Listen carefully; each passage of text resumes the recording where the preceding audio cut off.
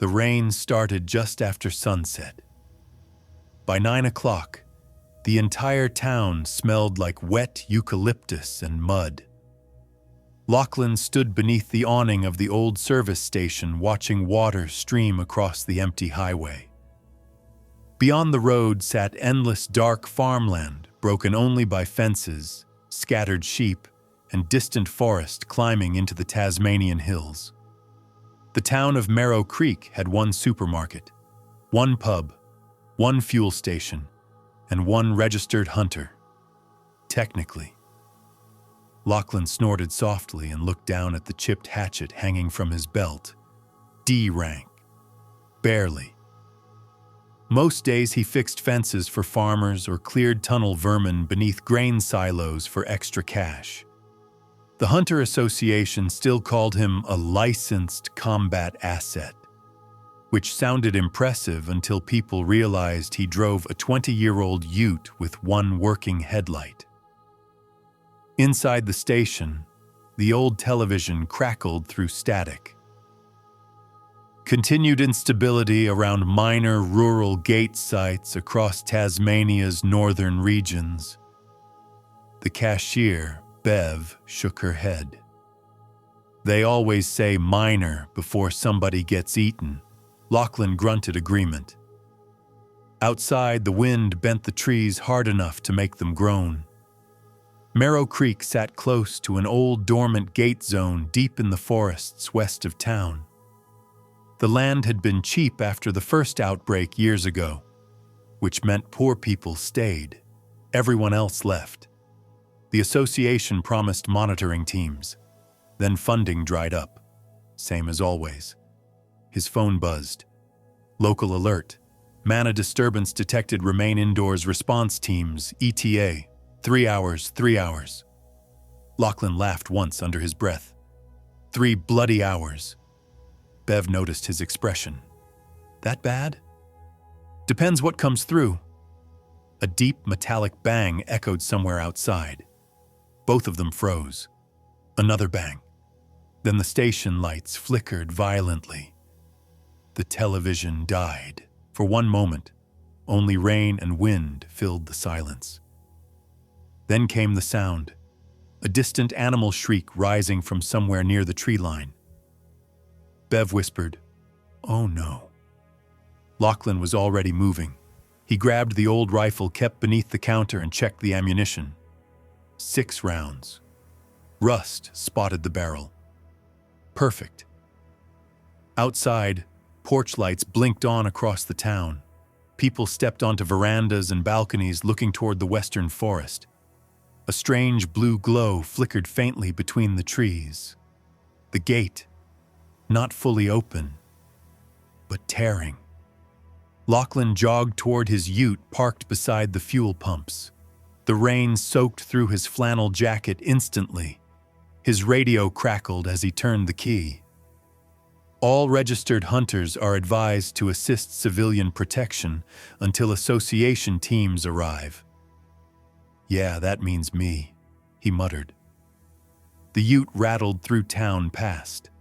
Old weatherboard houses, muddy paddocks, rusted tractors, tiny gardens drowning in rain. Nobody here expected superheroes, just survival. A scream echoed near the church. Lachlan slammed the brakes. 3 creatures crawled across the road beneath the streetlights. Spindly things. Too many joints. Long arms dragging through puddles. Skin pale and translucent like wet fish belly. Forest crawlers. Weak monsters. Weak enough that proper hunters barely acknowledged them. Still dangerous to ordinary people. One creature smashed through a chicken coop, while another climbed onto a parked Holden ute, claws screeching across metal. A man stood nearby holding a shovel with visibly shaking hands. "Lockie, get inside!" The crawler noticed him instantly. It sprinted low across the road unnaturally fast. Lachlan fired once. The rifle kicked hard. The shot punched through the creature's shoulder but barely slowed it. Not enough mana reinforcement. Cheap bullets. cheap weapon, cheap hunter. The crawler leapt. Lachlan barely swung the hatchet in time. The blade buried into its neck halfway. The impact nearly tore the weapon from his hands. The creature slammed into him anyway, knocking both of them into muddy water beside the road. Claws scraped across his jacket. Pain burned along his ribs. The crawler shrieked inches from his face. Its breath smelled rotten. Lachlan shoved the rifle sideways into its mouth before it could bite him. The old wood stock cracked instantly. Bloody hell!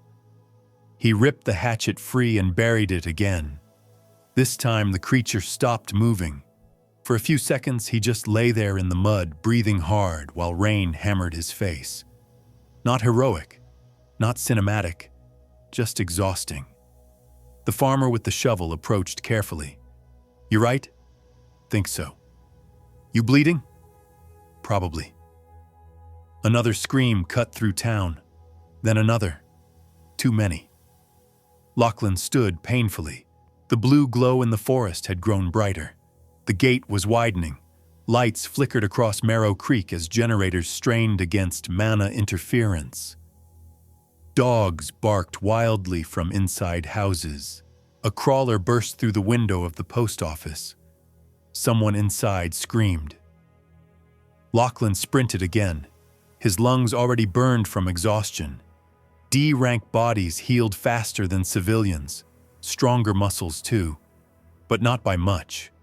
People online acted like all hunters were superhuman.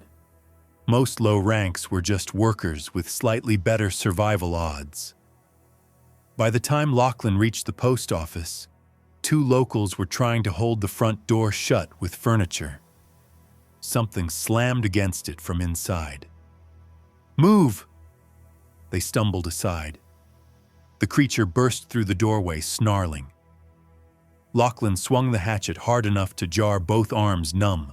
The crawler collapsed, twitching at his boots.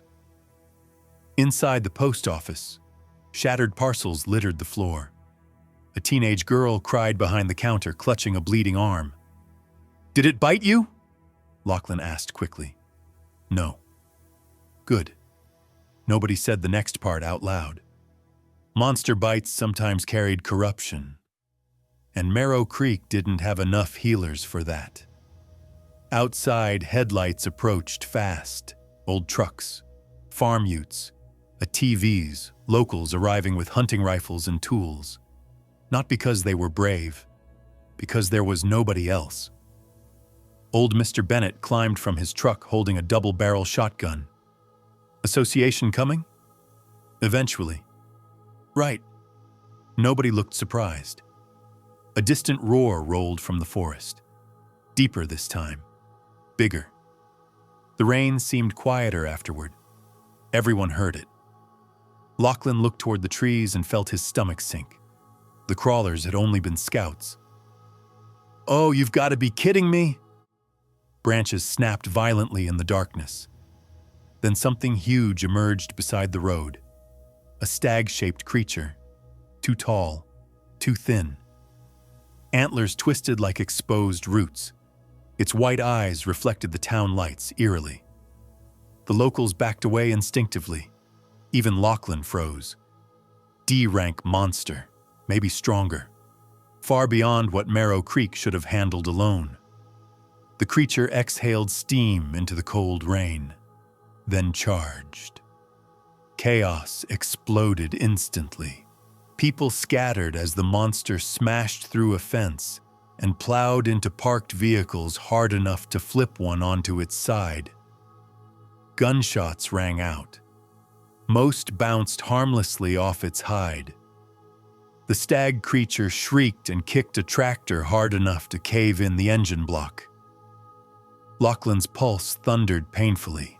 No elite hunters, no mages, no enchanted weapons, just tired rural people trying not to die in the rain. The monster turned toward the fuel station, toward Bev. Lachlan ran before fear could stop him. He grabbed a flare from the emergency kit in his ute and lit it. Red light hissed violently in the storm. The creature noticed immediately. It charged him. Every step shook the road. Lachlan sprinted sideways at the last second. The creature smashed into the station fuel pumps. Metal screamed. Petrol sprayed across concrete. Lachlan hurled the burning flare. The explosion lit the entire street orange. Heat slammed into him hard enough to throw him into the mud. Windows shattered across town.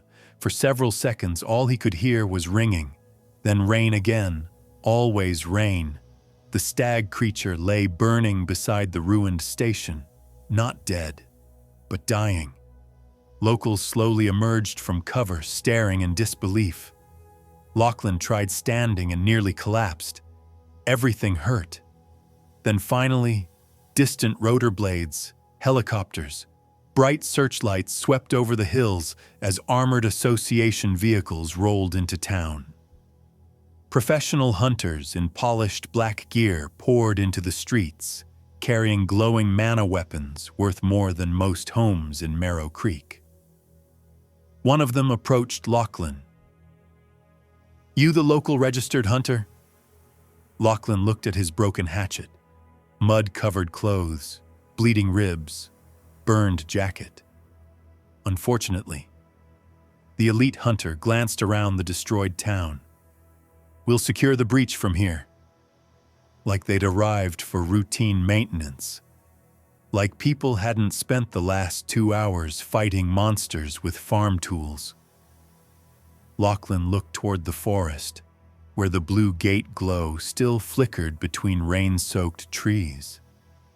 Then at the exhausted townspeople standing silently in the wreckage of their main street. Nobody cheered when the professionals arrived. They were too tired for that. Rain continued falling over Marrow Creek long after midnight, while the association finally began doing its job.